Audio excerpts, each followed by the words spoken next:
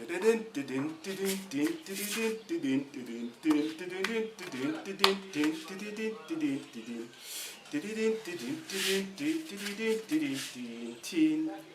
y a urgence. Il y a urgence de nous approprier nos propres outils technologiques. TikTok, Snapchat, YouTube dans une certaine mesure, Facebook, etc. Mais quelle est cette Afrique qui ne veut pas ouvrir ses yeux? Allez, allez, activez s'il vous plaît, activez. S'il vous plaît, activez mes amis. Faites des notifications, abonnez-vous, partagez. Il y a urgence. Bienvenue sur Africa Live, je suis John Bappo, merci d'être ensemble. Laissons ce ton expert sérieux, mais il y a urgence, mes frères.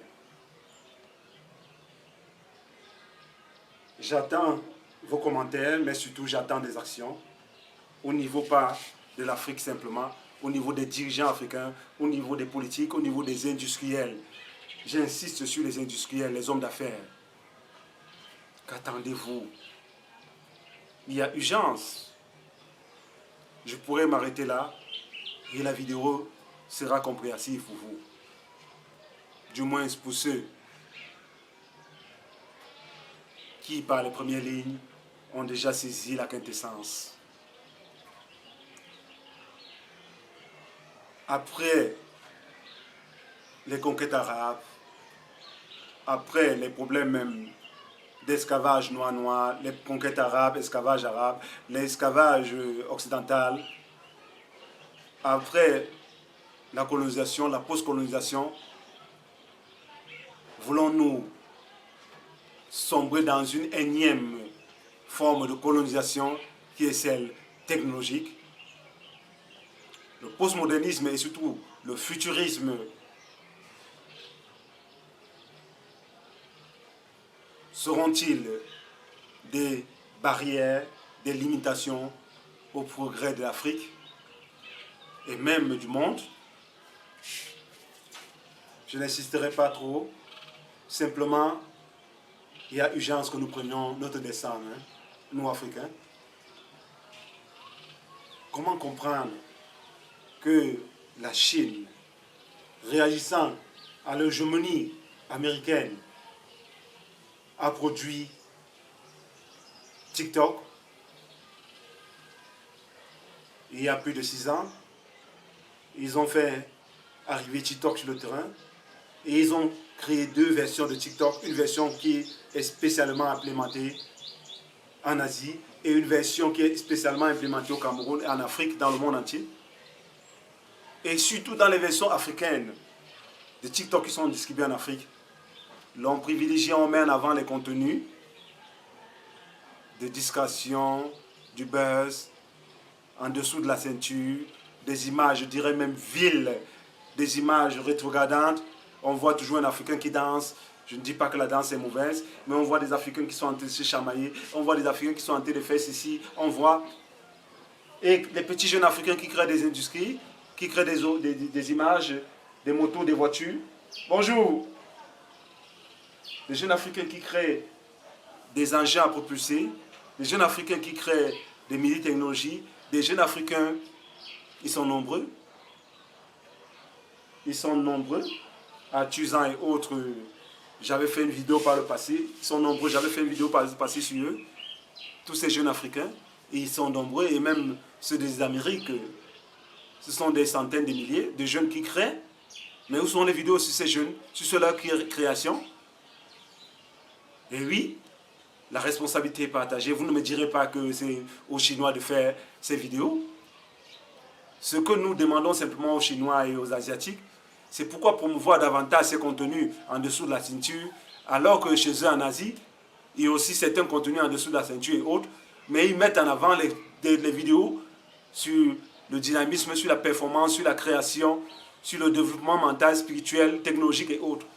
Mais ici en Afrique, ils mettent davantage en avant les vidéos en dessous de la ceinture, les vidéos qui sont aérantes, qui montrent une image dégradante de l'Afrique.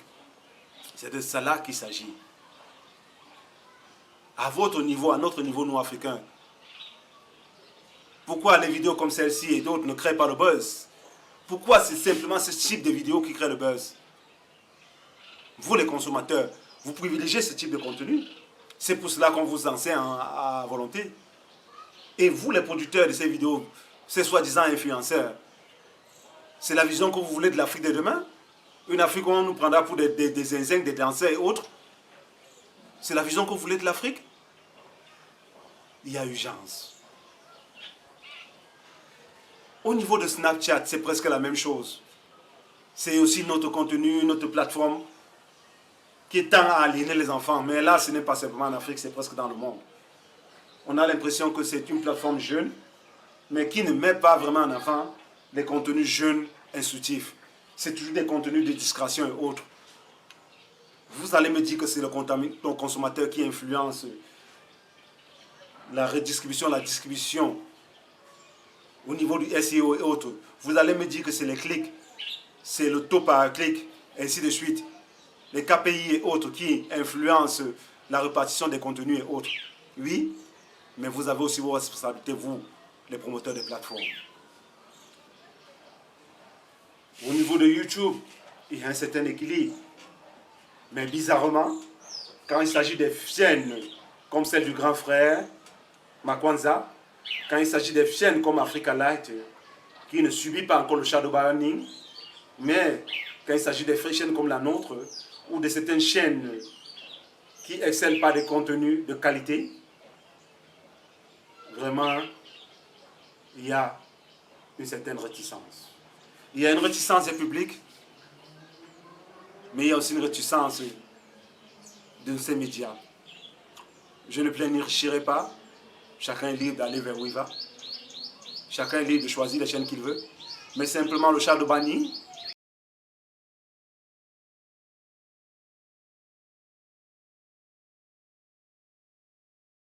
Liberty,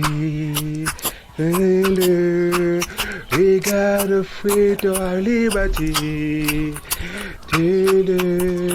We got to move to our liberty. We gotta come out song. Oh, got to move and. We got to move to our liberty.